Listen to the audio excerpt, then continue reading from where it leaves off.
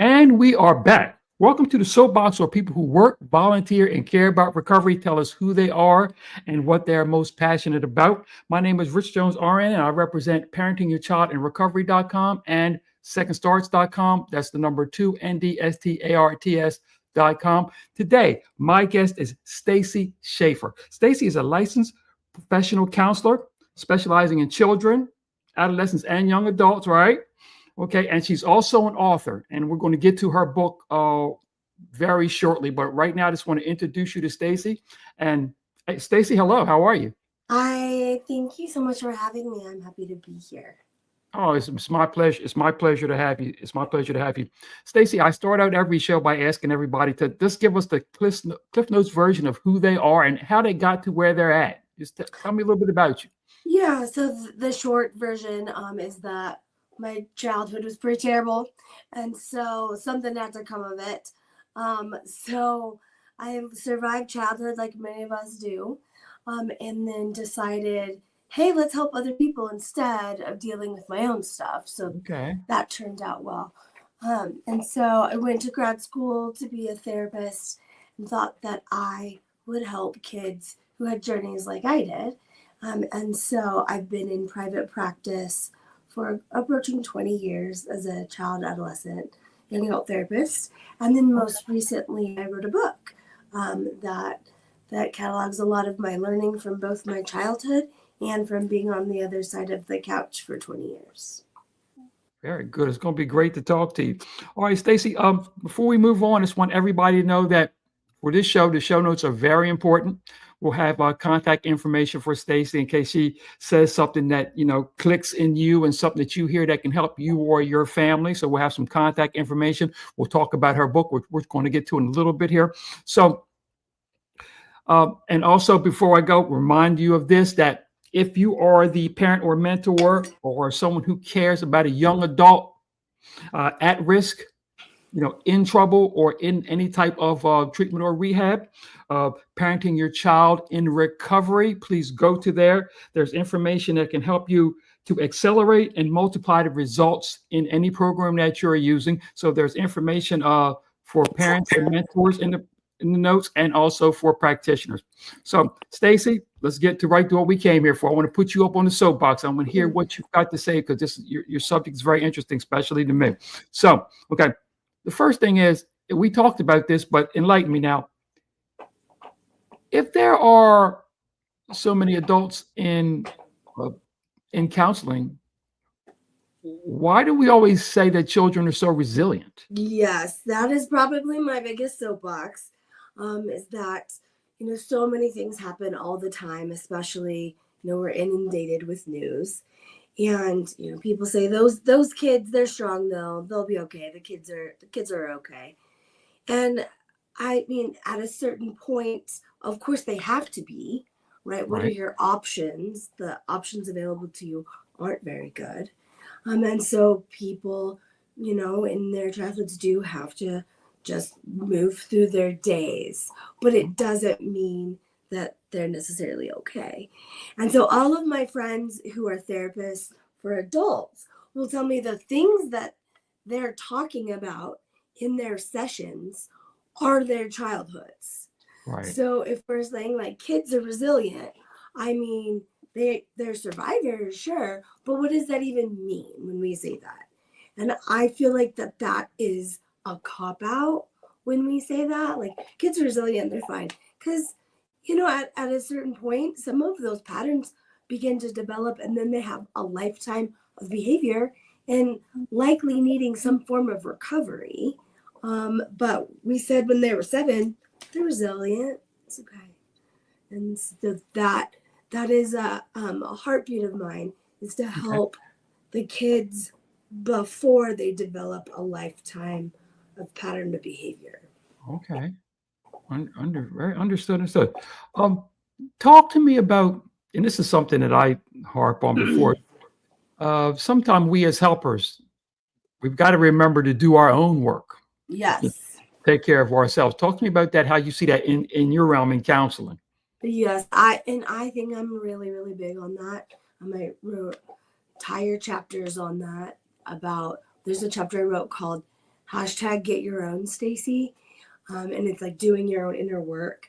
And that title comes from a child client yelling that at their dad in my waiting room, like, get your own Stacy. It's pretty funny. It's time dad did not get his own Stacy. But anyway, I Okay. find that the work that I do and that I continue to do in like, revealing some of my patterns, some of like my shadow side, the work that I do directly impacts the kids.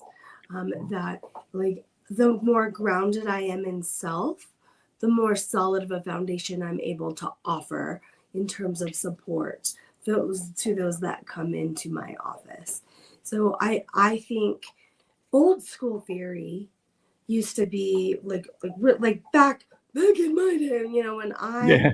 first started, the theories were more like you need to have done your work before, and then you arrive as a Mhm. clinician, and now you can help people.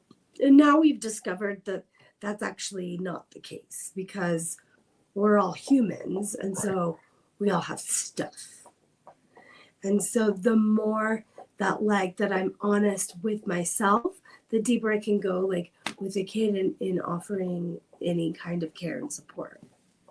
Oh, okay, very good. Okay, let's move on. Now, this is another thing that in my conversations, you came up with me was, okay, talk to me about where you think we have misplaced our concerns.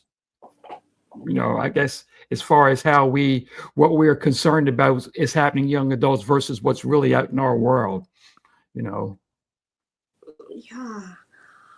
I mean, I think like a minor concern that we spend too much time on is like kids swearing.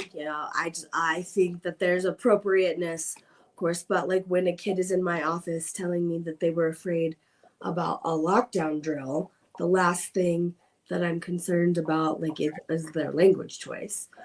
I think that we as a society, the people that aren't deeply like involved every single day with kids and teens like I am, I think that we don't realize the amount of danger that is on social media.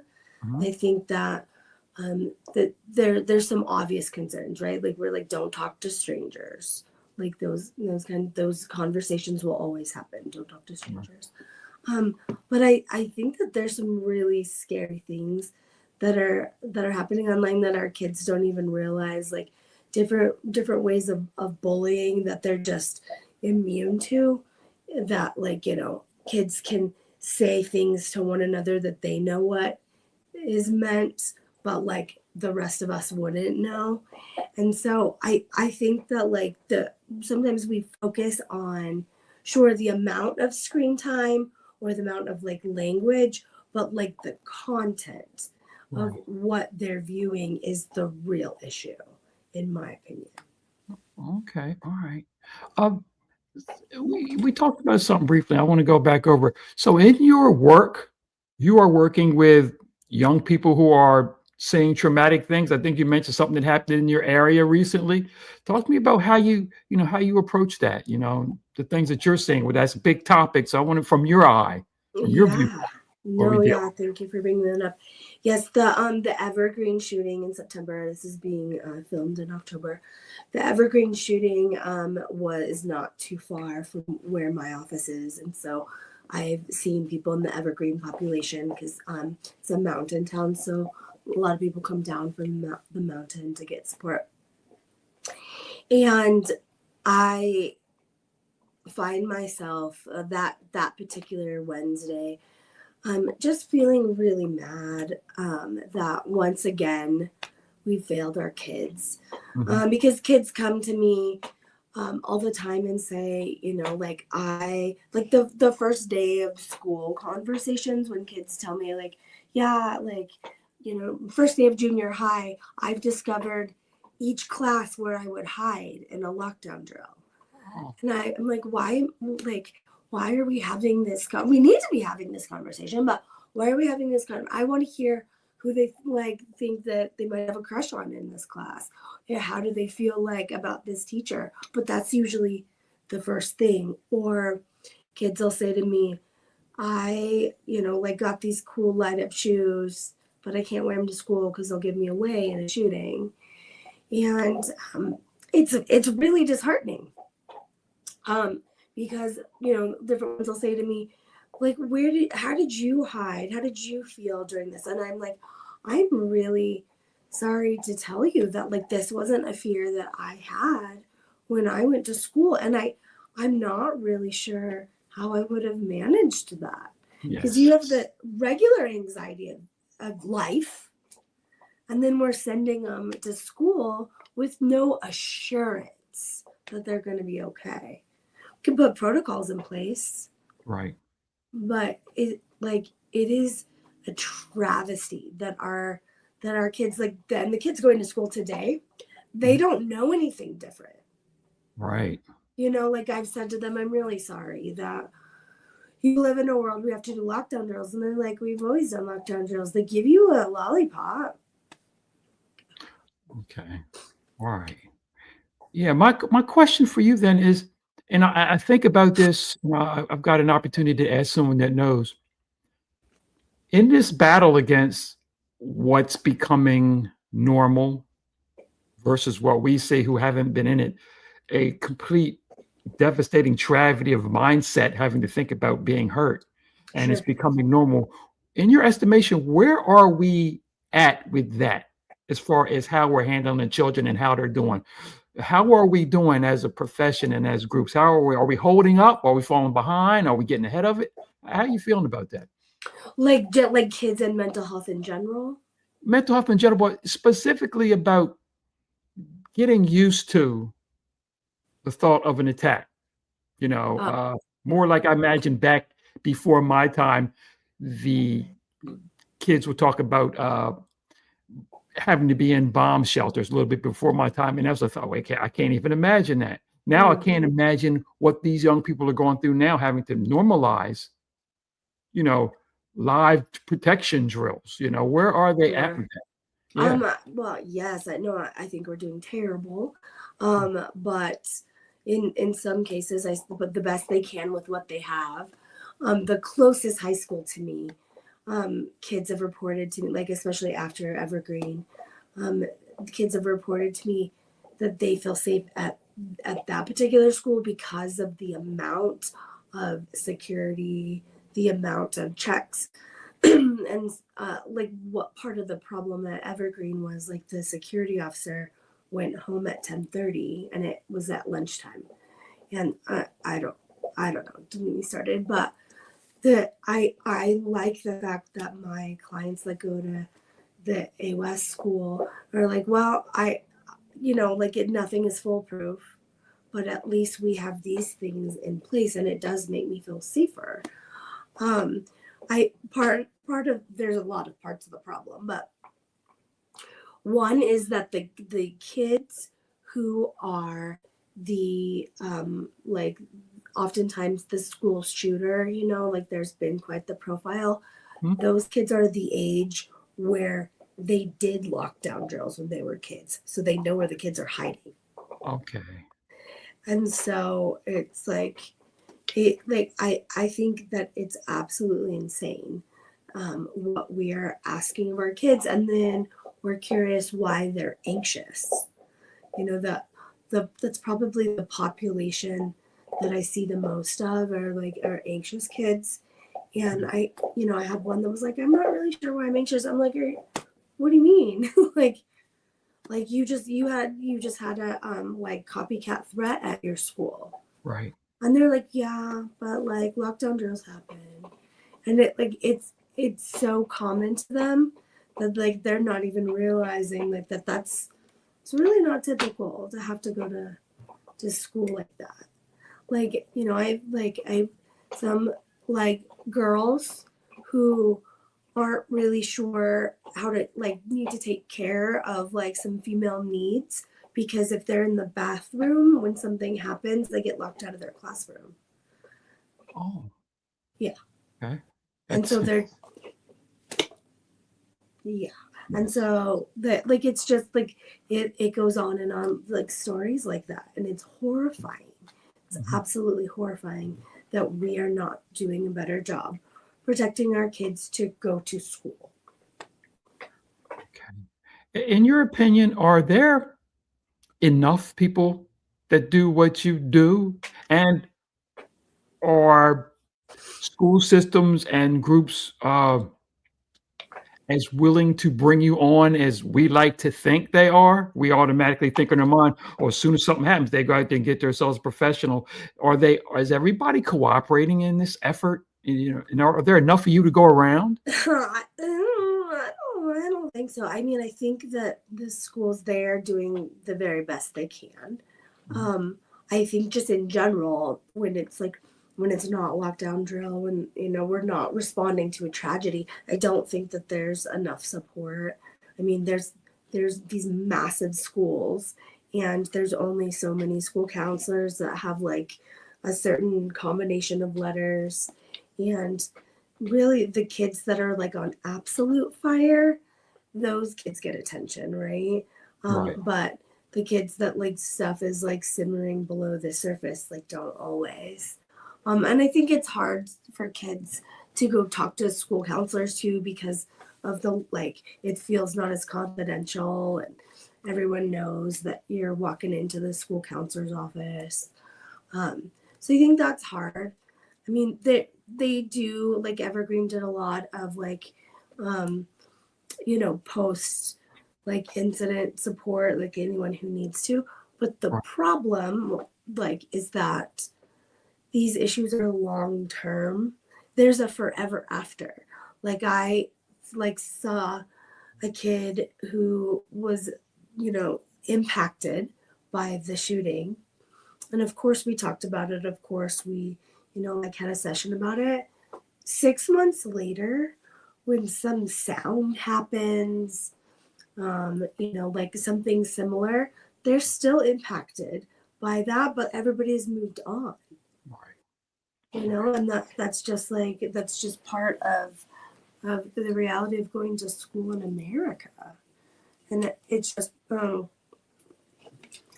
I would say that I wish that we cared as much about our kids as we say we do. I just want to piggyback off of what you said. And the reason why I'm so happy to have you on and even broach this subject upon the other things that we're talking about is because I feel like this is one of the reasons why we're allowed to have so many political conversations about this, is because we're not hearing or seeing the actual impact that it's having. And it's where we have the ability to, not process that, while we process the political things are easy to process, but it's harder to process what the children are actually feeling and saying. And even worse than that to me is the fact that they have an opportunity to become apathetic about it. They even have an opportunity to become apathetic about it. And I think that's something that the rest of us who aren't the children need to hear people like you speaking more about this, so we can get our perspective back somehow a little bit here. Right. Yeah. Like I was reading like the Minnesota one that happened in the Catholic school. I was reading the other day that one of the little girls that was protecting another little girl like finally went back to school, and everyone's like, yay. And I'm like, this girl's gonna have a lifetime of challenges. Like I'm really, arguably it's better than like not making it through a school shooting. I'm like, but I would just hate to think that people are like, oh, she's back, like yay, like see, like kids are resilient, and I'm like, this girl, like, and I believe that it's really likely she has like great support. I'm not saying that, but I think she's in for a lifetime that it's always going to impact her, and for going to school, like it's baffling to me. It is baffling to me that Sandy Hook wasn't enough. Yes, it's something that we deal with. All right, let's. I just want to remind everybody again. Show notes. We're going to talk about your ability to get in touch with Stacy and see if some of her insight her book, maybe even drop her a line about her book after you get it and read it. If you have children of this age, or even myself, I don't have a child of this age, but I find these topic fascinating because that mindset is our future. Those people, these young people that are coming up with this mindset, that's our future. So, we should guard against what's going on with them. Also, remember, if you're a parent or a mentor or a practitioner who cares or works with young adults at risk, in trouble, or in a current treatment situation, uh, parentingyourchildinrecovery.com is a non-clinical option that accelerates and multiplies the results you're getting for a better opportunity at long-term recovery. Okay, and there's links in there for the support people, family and mentors, and there's links for practitioners who want to join in. Okay, Stacy, I want to talk about your project and your book right now. I want you to tell me about your book and discuss with me the origins of it, how you thought about it, where it's going, and has it gone anywhere, taking you somewhere different than you didn't even know it was going to take you? Yes. So I'd love to talk about it. So my book is called With Love from a Children's Therapist, hashtag Lessons I've Learned Along the Way. And it came out in April. I got to do my own audiobook, which came out in May. I'm recovering from not feeling well, so you'll actually hear what my voice sounds like if you get the audio. Okay. It'll actually sound a little bit more cartoony. It's not really how I sound. But my book, it was really important to me that it was titled With Love, because I think a lot of times people approach a kid's therapist or a kid's expert with some shame that they're like, I'm doing this thing wrong. And I think parenting is the hardest job in the world. Yeah. And I also think that it's so brave to ask for support or to need support. So starting there, that's why it's With Love. But it's a combination of, my thoughts from being on the other side, of the couch from kids for, approaching 20 years. And insights of today's generation, and then also areas of opportunity from my own childhood that I'm here's what would have been helpful, and kind of combined together in one book, to be I've been saying it's part memoir, it's part inner child healing guide, part parenting resource. Okay, all right. Is this the kind of book that you would recommend? At least I will anyway, but recommend anybody who has children in any stage of life, go ahead and get, Yeah, I think so. I have several friends who don't plan to have kids at all, and they told me that was really helpful to me. And so, I think it could. I've been saying it's for anyone who loves someone who was 11 or who was ever 11. Okay. So my hope is that people feel really seen and heard in the pages, that there's something to connect with. Because we all had to survive childhood somehow, and so I think that my hope is that people are I'm gonna take that and maybe talk about that with my therapist. My most favorite teacher in all of high school, she read my book, she got it the week it came out. Okay. And she left a review on Amazon and said that she wished she would have had that as a guide to help me. Yeah, which was it was a really interesting thought, that adult me wrote this and that.